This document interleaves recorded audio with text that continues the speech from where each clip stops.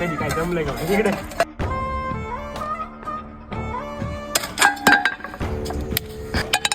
ए फुकणे.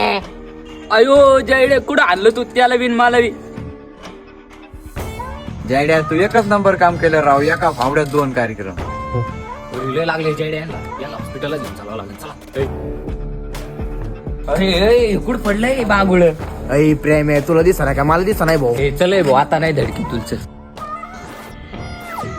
हे पोरांनो मी तुम्हाला एक सांगतो. आपल्या गावात आहे ना एक आमटी बाबा आहे. पुढं तो आपल्या येशीच्या तिकडं बसवतो. पण त्याच्याकडं जाऊ, हॉस्पिटलला नको जायला, काय नको. चला